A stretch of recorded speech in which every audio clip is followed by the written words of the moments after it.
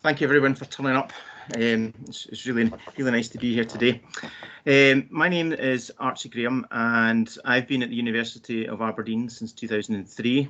Prior to that I was a primary school teacher for about 10 years. In the University of Aberdeen I work mostly with initial teacher education students, master students and doctoral students, and my main research interests are in the preparation of new teachers for social justice, and I have a keen interest in phenomenology. And I just like to give credit to two other colleagues who can't be with us just now. That's Dean Robson and Lindsay MacDougall, who made some really fantastic contributions to our work over the last 2 years. So thanks very much for the opportunity to speak to this thematic network at this time. Okay. Over to you, Peter. Hello, everyone. My name is Peter Mtika. Just like Archie, I've been working in the School of Education for the past 12 years. My background is a secondary school teaching. I originally trained as a teacher in Malawi. And my main areas of research interests are teacher education and international education and development. And at the University of Aberdeen, I work on the undergraduate program, postgraduate programs, as well as being a program director for one of our master's program. I also supervise PhD students as well as master's students. Thank you. Okay, thanks, Peter.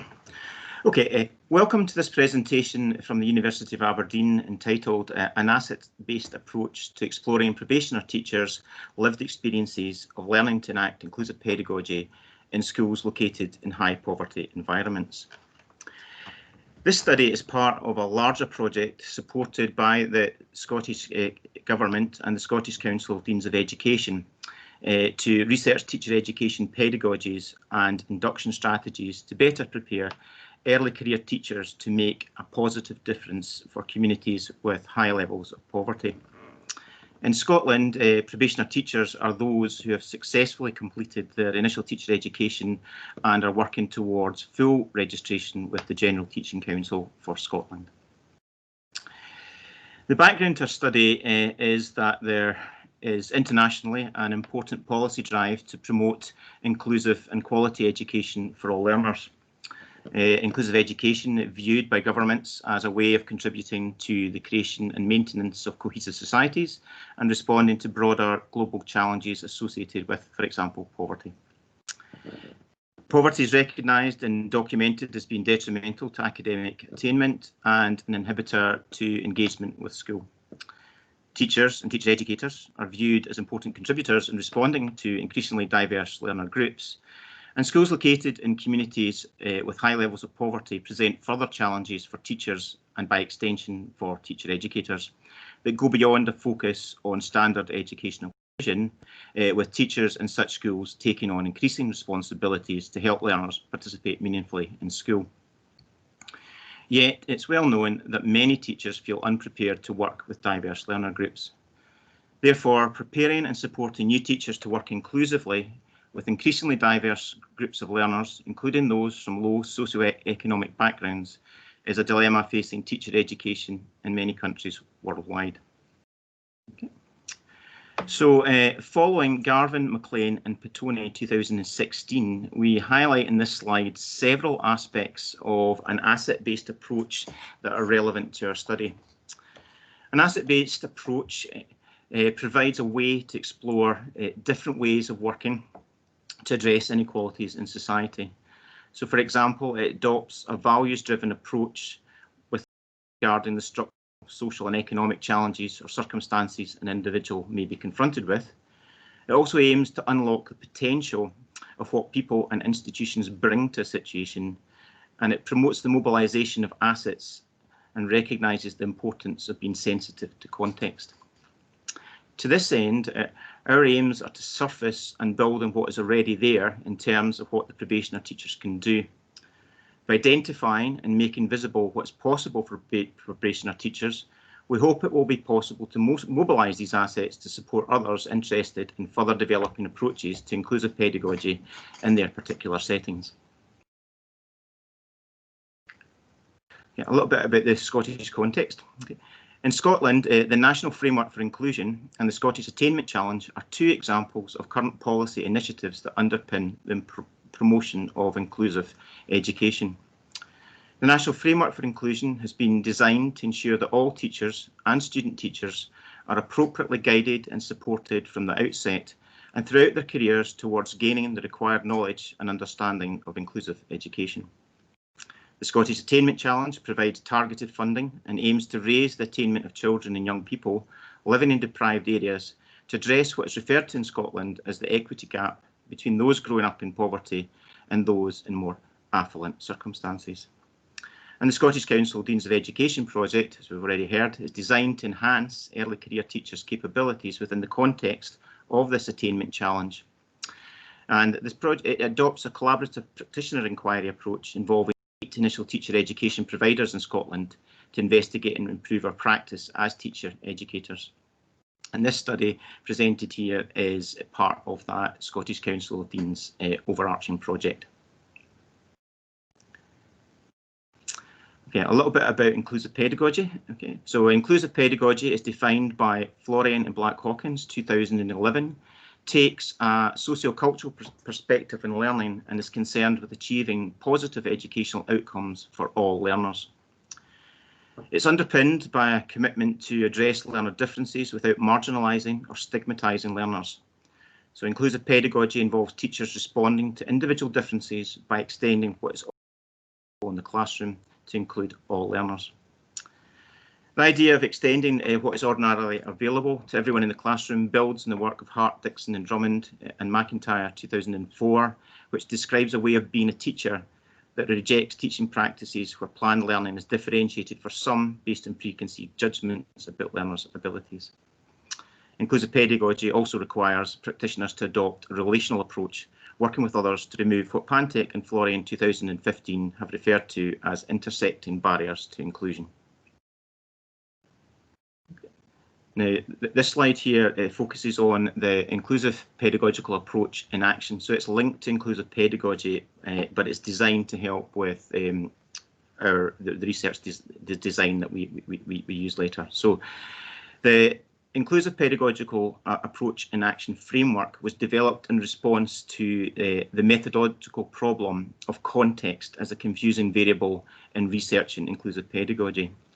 So in the IPAA, judgments about what inclusion is and whether or not it has occurred are replaced by an exploration of the extent to which a principled stance is enacted. So the IPAA links the principles of inclusive pedagogy to observable teaching practices. In doing so, it aims to move beyond the description of observable actions towards a deeper analysis of the ways in which teachers can enact inclusive pedagogy. So the IPAA supports documentation of the links between a theoretical idea and its enactment. There is no expectation that the practitioners will engage with all the illustrative examples. And the IPAA is organised around 3 assumptions. Okay. Assumption 1 is that difference is accounted for as an essential aspect of human development in any conceptualisation of learning. Assumption 2, teachers must believe they're qualified and capable of teaching all children. And assumption 3, teachers continually develop creative new ways of working with others. So taking a closer look at assumption 1, I'll just flag up some of the illustrative examples that we'll pick up later on in this presentation. So for example, link to differences accounted for as an essential aspect of human development in any conceptualisation of learning. What might that look like in practice? Well, it would be teaching practices which include all the children.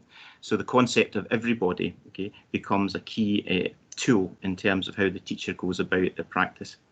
Another one to flag up here is creating environments for learning with opportunities that are sufficiently made available for everyone so that learners are able to participate in classroom life. And that links back to that idea about not marginalising any of the children in the class. Similarly, looking at assumption 3, just to draw your attention to one of the examples there, and that's the one related to partnerships formed with teachers or other adults who work alongside them in the classroom. And we'll be hearing a little bit more about that when Peter speaks about some of the data. Okay, our study design. So we designed an exploratory multiple case study to examine how the probationer teachers in their induction year learn to enact inclusive pedagogy in schools located in high poverty environments. Each probationer teacher served as their own case in terms of data collection to elicit detailed descriptions of their lived experiences. The purpose of examining the multiple cases was to search for any replicating patterns with a view to strengthening the robustness of any findings. The first-person reports were collected via classroom observations, semi-structured conversational interviews, and the participants also produced reflective audio diaries. And this enabled us to gather examples of their lived experiences. All data were transcribed fully, and the British Educational Research Association 2018 guidelines for ethical practice were adhered to throughout. Okay. The research participants and the school profiles. So the criteria for locating and recruiting the research participants were guided by 3 principles. So the first was their experience of place, here defined as schools located in areas of social and economic deprivation or in schools with significant proportion of pupils living in poverty. 2, their experiences of events in time, again here defined as graduates of the same initial teacher education programme and participating in their induction year. And 3, ways of talking about their experiences, here defined as familiar with the language associated with inclusive pedagogy. So in total, 7 probationer teachers participated in the study. 4 of the probationer teachers were placed in 2 primary schools, and 3 were placed in the same secondary school, and all names are pseudonyms. Okay. Our data analysis was guided by our primary research question, which was, what are the lived experiences of probationer teachers learning to enact inclusive pedagogy in schools located in high poverty environments? And the analysis was divided into 3 phases. So first, we conducted within each participant's data to understand the individual context and the nature of their experiences.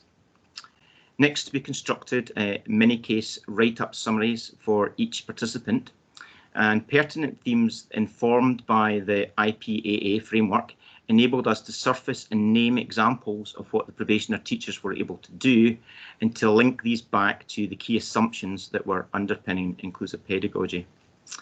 And finally, we conducted a cross-case analysis to identify any replicating patterns in terms of eliciting a better understanding of the context the probationer teachers were working in and what they were able to do in relation to inclusive pedagogy.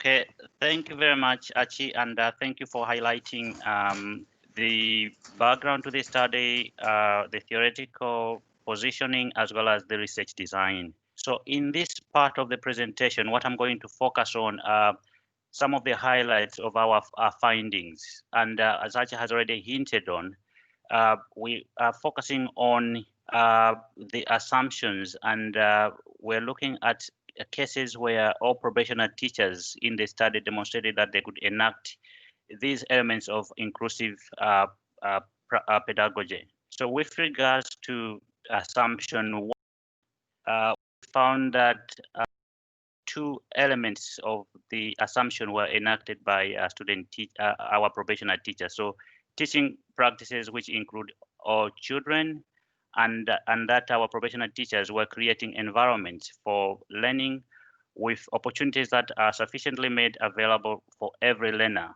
so that all learners could participate in classroom life. We did not find any evidence from all the 7 probationer teachers on the second assumption, which looks at teachers believing that they are capable of teaching all learners. And with regards to assumption 3, which is around teachers continually developing new ways of working, we found examples from all the participating 7 participating probationer teachers. So in the next part of the presentation, I'm going to highlight some of the examples from our participants of the how they were enacting these elements of inclusive pedagogy. So looking at teaching practices that probationer teachers were able to enact to promote inclusion in relation to assumption one, we surfaced different teaching strategies in the data. These included, as you can see from the slide, scaffolding, and this took the form of probationer teachers supporting children by first discussing and later asking them to complete an activity, for example, drawing. And in relation to encouraging learners to verbalize their thinking, this took the form of probationer teachers supporting learners verbally before they completed writing tasks. For example, Amy, one of our participating probationer teachers, noted in her reflective diary, pupils who struggle with their writing were actually doing a lot of verbal work to get to verbalize what they would like their poetry lines to be, and they were possible getting them to practice and sound out some of the simpler words, and discussing with them words they were coming up with. And in relation to experiential learning, one of the examples from Eve in her interview, she notes, I set them homework to go into the shops and look at cards so that they had real cards to look at. And I said, go home and look out for your birthday cards and your Christmas cards. Actually, looking at cards, doing research about different styles of humor cards, Valentine cards, birthday cards, and also looking at what the cards market is. And in relation to chunking lessons into smaller parts, this involved probationer teachers developing shorter segments of lessons and using different pedagogical approaches to harness learning for all. So in that case, we have a quote from Hilary from her reflective diary. She notes, there was a nice chunking of the lesson. We had a bit of recap, we had a bit of writing, we had a bit of we had a bit short and kept to the movement of the lesson. We got through quite a lot for this class. Due to the varying of abilities, some of them write faster than others. Some of them take a little bit longer to process what we're doing. And then moving on to the other element within assumption one, which is around creating environments for learning with opportunities that are sufficiently made available for everyone so that all learners are able to participate in the classroom life. There were different types of additional support which probationer teachers were using to enact inclusion. So these included using visual images, and this relates to the use of different visuals such as videos, writing on the whiteboard. There was also the use of concrete materials, as you can see from the example quote on the slide. There are also cases of teachers using teacher stations to provide some additional support.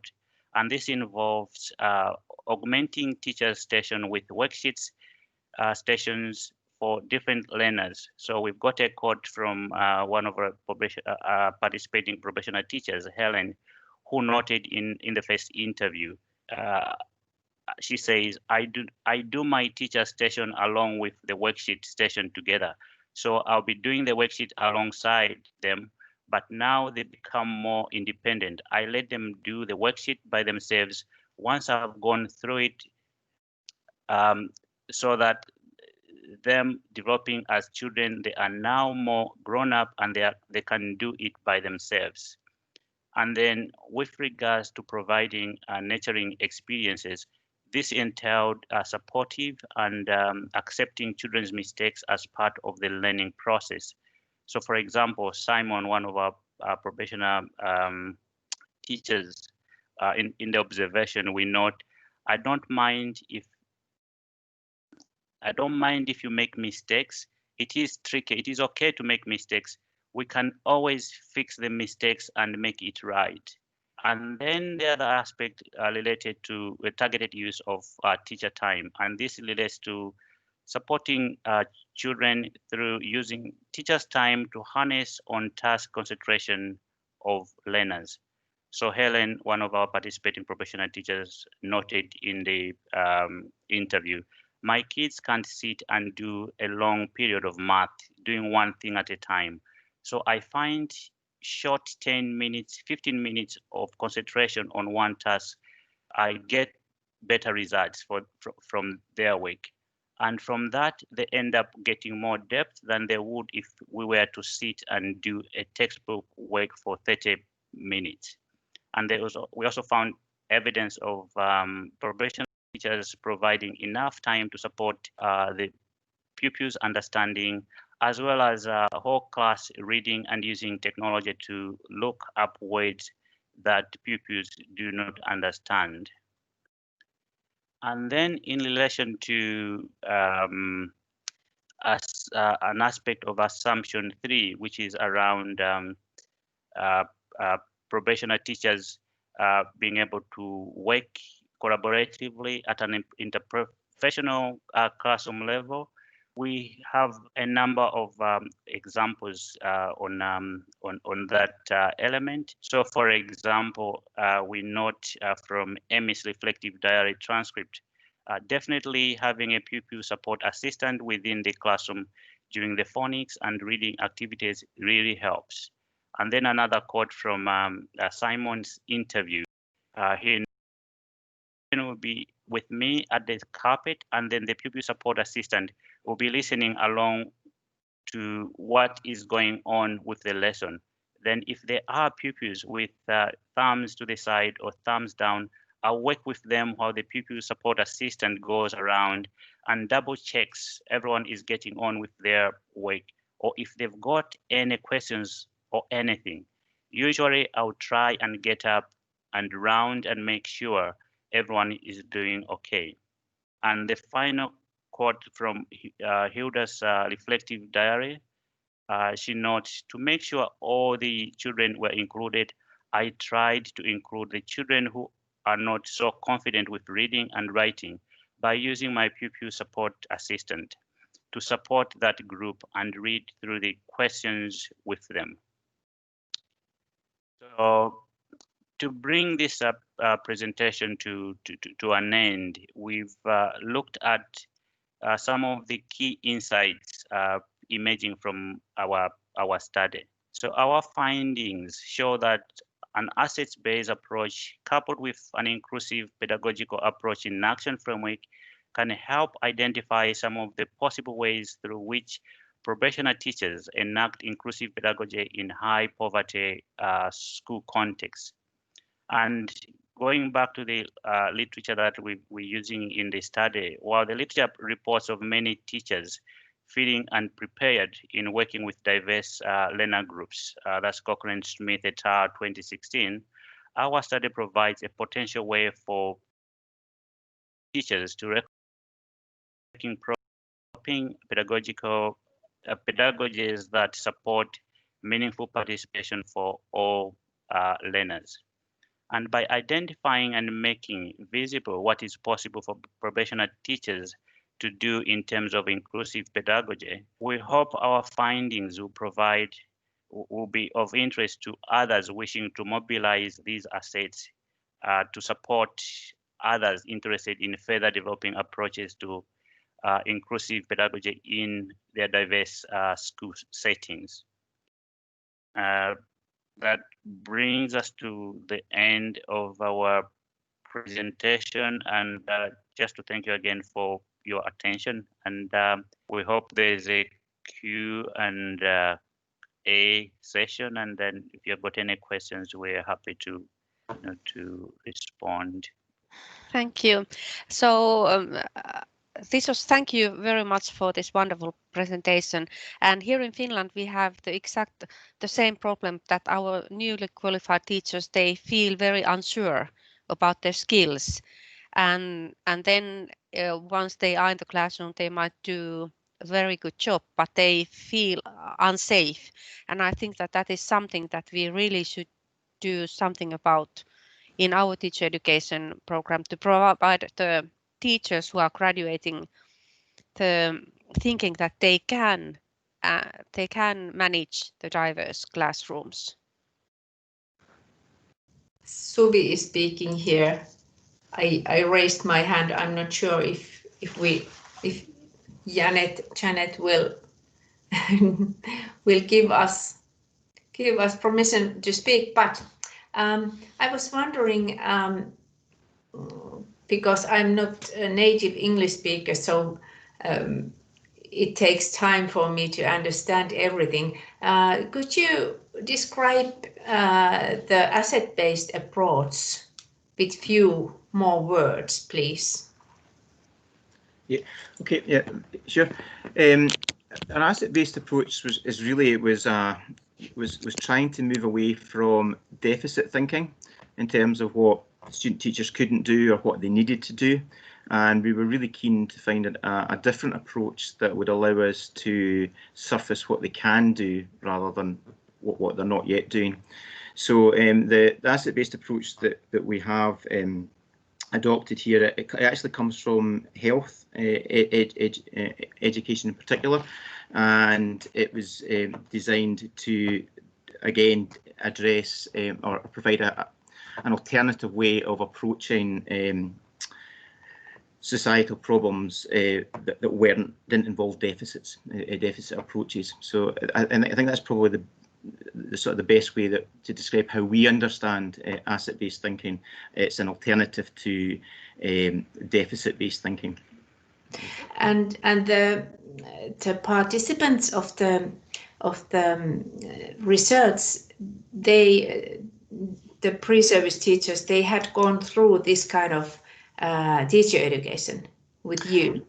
Yes, they had. Our initial teacher education programme was underpinned by inclusive pedagogy, so they were all familiar with the theoretical ideas behind that. But one of the questions that we've been asking as a group is that, you know, we can share with our students, you know, what an inclusive practitioner might look like, but we also know that it takes a lot of experience to develop those skills and that practice.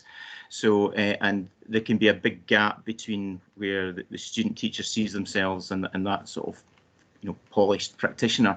So our question really was, where do you start? You know, where would be a good place to start? So that's why we're really keen to, you know, see if we could find examples that were much more tangible and, you know, much closer to where the student teachers were, so that we could begin to share that with them. And in this particular cohort of students last year who just graduated, some of the findings we had in terms of what was possible, we've actually shared with that cohort. So we're just trying to find a way to help our student teachers, you know, get closer to some sort of more tangible ways of working, so that they can imagine what it would look like in practice. Okay, yes, thank you. That's really interesting. Sorry, this is Gregor here from Tromsø in Norway. I have a question that follows on from Suvi's point about the asset-based approach. To me, this sounds very like the capabilities approach.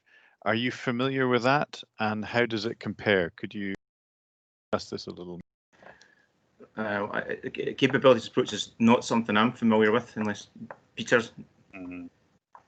I think you make a very interesting point. There is something, I think, within the capabilities approach that is quite similar in a way with the assets-based approach that we use here, because I know from the work is that I hope you're talking about SANE or NASPAM's approach. I mean, the capabilities approach. Yep.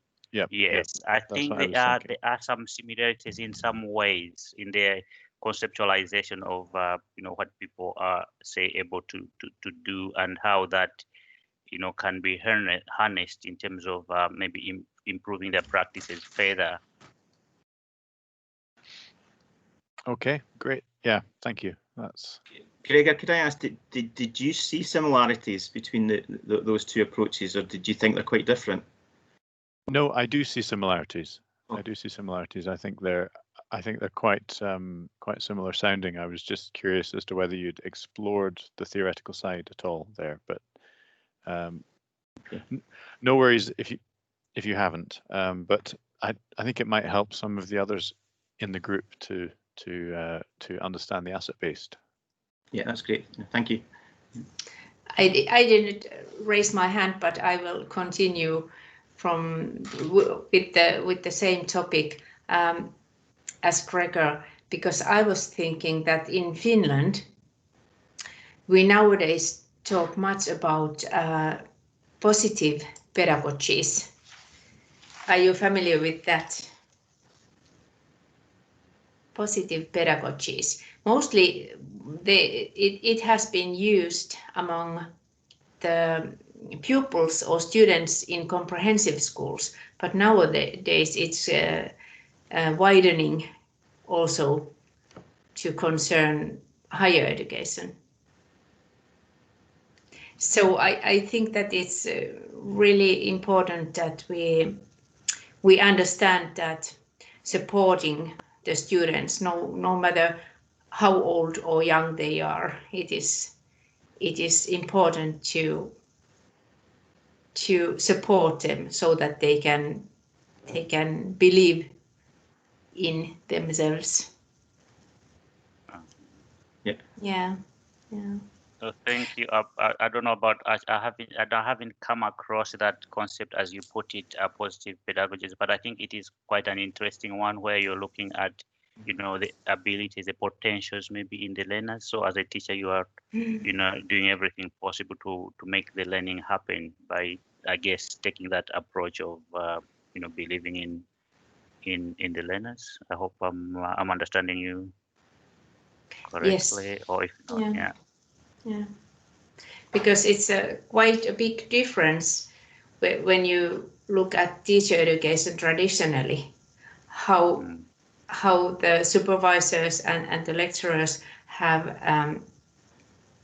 had the position of instructing and teaching, so that we are the ones that know better, and the students are the humble ones there. So this makes the balance more equal, Yeah.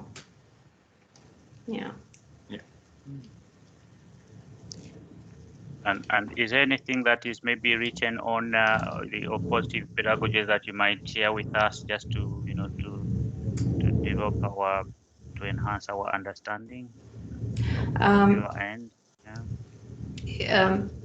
Positive pedagogies when it concerns comprehensive school, it's about because everyone has got strengths and weaknesses, so why not focus on the strengths of pupils.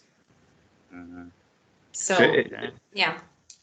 it's very much the idea of what the learner brings to the situation to building upon. Is that? Yes. See, I think, without going too far, obviously, in this COVID environment, where I don't know what the narrative is like in your countries, but we're getting a lot of narrative about this gap between, particularly, children in poverty, going back into school, and the narrative's all around them falling behind, rather than looking to see what they're going to bring, having been in, new environments, that are less structured, etc., etc. So it sounds as if it's, it's that kind of approach whereby it's focusing on the positives, or what can be done rather than what they can't. Yes, exactly that. And I think that it's a big change in basic education or comprehensive education also, because previously people concentrated on deficits. Yeah. Coming from the medical side. So yeah. Okay, thanks. if I could add a little bit to the conversation around the positive pedagogies and your ideas around asset-based approach. So it's Mary Beaton from Leeds Beckett, late Aberdeen. Hi, Archie. Hi, Peter. It's lovely to see you tonight. It was just as you continue to theorise around this idea of the asset-based, I think that Gregor's idea of linking it with Nussbaum is really interesting. And it was just as you're theorising, I was going to mention Alison Mackenzie at Queen's in Belfast has been doing some work around Lani's earlier ideas around inclusive pedagogy and Nussbaum's capability approach, which I think you might find really useful. Very much around what Suvi was saying towards the end. So not taking a deficit approach, but really taking a very positive attitude towards disability. So I think some of Alison Mackenzie's work might be really helpful. Oh, yeah, thanks for that. Yeah, and you said she linked it. Alison, did she link her work with Lani's inclusive pedagogy? Is that the link? Oh, you've not got your mic on, Mary. I'll switch myself off. Yes, Alison Mackenzie, and she's been really influenced by Florian's earlier work, but she also works very deeply embedded within Nussbaum's capability approach. So I think some of her theorization might speak to what you're doing around the high poverty environments and the idea of it being a deficit context. She works much more within disability, but I think some of her ideas might be helpful. Thank you. Yep, this time I think I've switched on everything. Mm-hmm. I just want to ask about the data again, because I've followed quite closely the inclusive pedagogy from Florian and then Florian and Spratt, and Mari was also publishing with Florian on that particular data set. Is this a new data set you're working with, or is it the same data set that was used by, for example, Florian and Spratt? No, it's a new data set. Okay, that's good to hear. Because I'd really like to see this studied further in different contexts to help expand the validity side of things, because I think it's a really worthwhile avenue to explore. Great. Thank you. Thanks. I was going to add to Gregor's comment to say that I think we've got quite a bit of data, and that for this presentation we've just shared just a part of that. So we hope that as we continue to write and analyze the data, it may become a bit, we may present a fuller picture of the issues that we know we're grappling with in our project.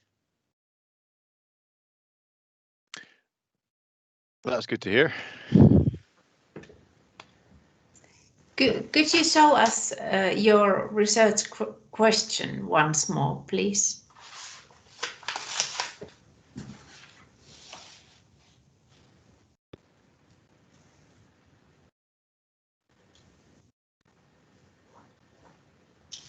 Okay, and the conclusion was that yes, they have got positive experiences.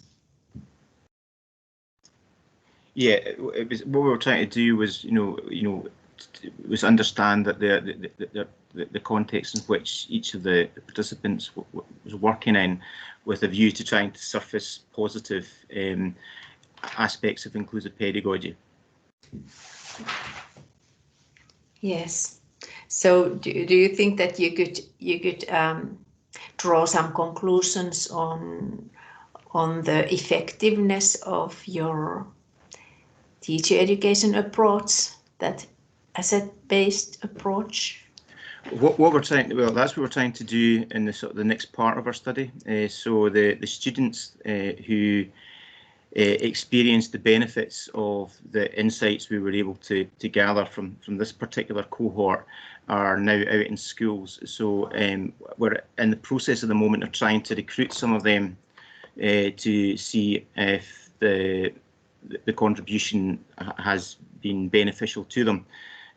But at the moment with this sort of the COVID pandemic, that is proving quite difficult, because the approach we had previously was to go in and do some observations of the probationer teachers and to interview them face to face, and they collected reflective diaries. But that's not an option to us at the moment. So we're hoping that if we can even just get some virtual interviews with some participants, and if some of them will, keep reflective diaries as well, that we might be able to collect some more data that might be able to respond to that question.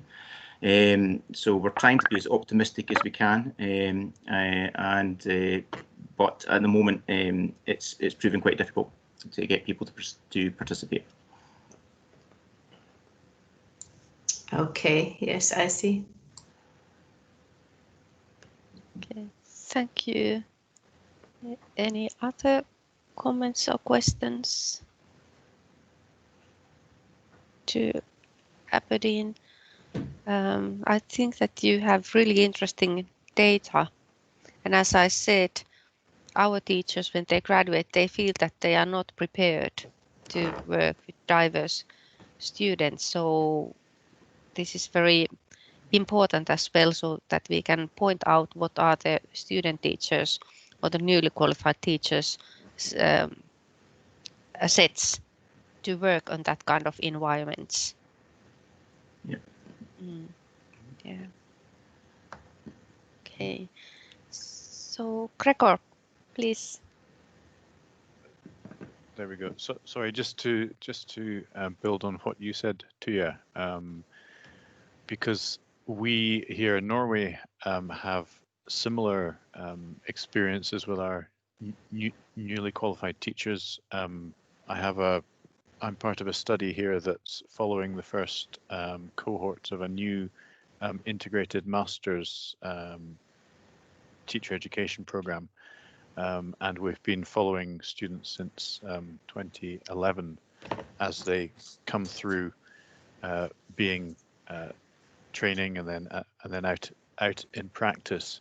And a big theme that has come out of the data without actually asking after it is that they feel unsafe, not unsafe, unconfident working with inclusive education and what they call special education.